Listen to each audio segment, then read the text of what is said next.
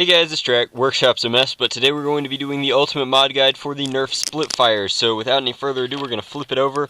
All the screws are Phillips head. They look like they are somewhere in between vintage Nerf screw size and modern Nerf screw size. So we're just going to get to it. It looks like there's 1, 2, 3, 4, 5, 6, 7, 8, 9, and we'll pop the body off and show you the internals. So you can see that once we open up the Splitfire, the internals couldn't be any simpler, and that's pretty obvious from the outside as it is a transparent blaster. But you can see that there is our, let me just lift it up and out, there's the trigger mechanism, which this slides off of, I believe. Well, there is the trigger mechanism, which this should slide out of one way or another, and I'll figure that out off camera. And then you have your dual activated valves in the back, which open up each of these tanks, which have just a simple peg, no air restrictor in them. Then you have a pump, which is obviously unplugged. It has its overpressure release valve in there still.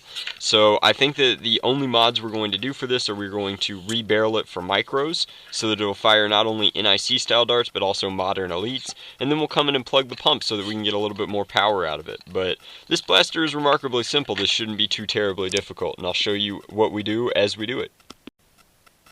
Alright, so now for a complete explanation of what we've done so far. This is a barrel post from the right barrel, and you can see that that was twisted out with needle nose pliers. You want to choke as far up on it as you can, and in this case you can get about this far, and that's just leverage so that you can yank it out without damaging anything and making sure that you get all of it out. Now, once I did that, I came in and I made a small 17/32 brass stub, and I shoved that into some PETG, which is ideal for air barrels, and then I went ahead and reamed out the front and reamed out the back. You can still see some minor scarification from where I did that, and these are ready to go. So then this actually fits in, and you can see with a light twist it just locks into place, and that means that we're now getting some pretty decent performance out of this. It's still not plugged, but the new barreling material is airtight. When I do lock this down, I'm going to come in and add some epoxy putty, but I'm going to build one more of these so that I can do both barrels up that way, and it should be very, very nice. I'll also probably do a light E-tape wrap around this portion here, because while it'll be covered up, I want to make sure that it also seats pretty firmly into these original barrels. Another interesting thing is that if you look at the inside, and you couldn't see this through the green transparent plastic, there's actually words and stuff on this weird kind of like cybernetic mechanical stuff. It says Nerf here, there's the old N-Strike logo, then it says ZX 4.7.X, and then down here it says 12BG01. If those numbers and letter combinations mean anything to you guys, then please let me know. That's just kind of fascinating Nerf history to me. There's also 2 air release holes up here at the top. I'm pretty sure that when I rebarrel, I'll bypass those entirely, but I'm still going to plug them up with liquid epoxy just to be safe. And I'll show you what the internals look like once all of that's been complete and I've plugged the pump.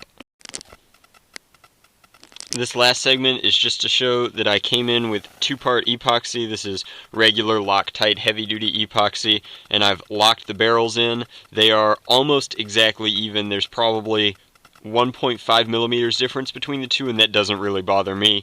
And then I've come in and 2-part epoxied over these air release holes, and then there's 2-part epoxy on the pump itself, which is where the OPRV is. So the pump has now been plugged, would be the vernacular in the nerfing community. And then these internals, once this epoxy cures, which I'm going to give a couple of hours, and I might even be able to store them in each other while I wait for them to cure, or I'll just throw them in my quick clamp setup.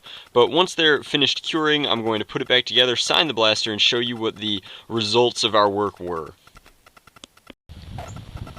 Alright guys, if it seems like I'm speaking loud, that is because the weather is turning bad. You can see here that the Splitfire is completely overhauled and the mod is completely finished. I signed it inside the plastic this time. It says Drac and has my Fang signature in silver enamel on the plunger tube, which you can only see through the side. I think that that's really neat, and I like that this blaster lent itself to that. So, whoa there. Alright, so you can see that there is a Koosh dart chambered here and a regular Elite dart chambered here.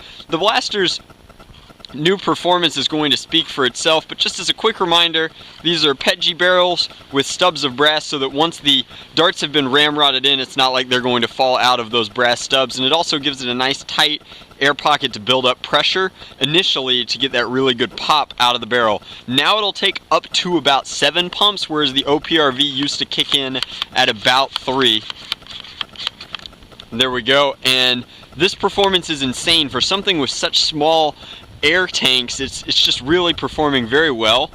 So there's 1 and then 2, and you can't even see those, I feel like, on camera. I'm having a difficult time seeing them through the lens, but I know that they're in the woods from previous tests, which means that they are going well over 90 feet, and I know that this Southeast style slug that I'm chambering now will go even further than that. So that is more or less how the blaster functions. I do want to mention that this is a blaster that isn't really my style. I don't like air pump tank blasters personally, and I don't use them in war type scenarios, so I have decided to open this one up to the public and sell it on eBay. So there will be a link to that auction in the description box below, just in case you wanted a custom blaster.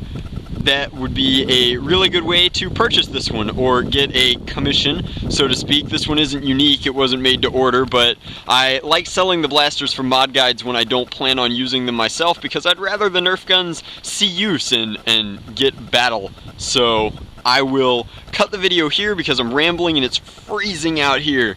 But as always, thanks for watching.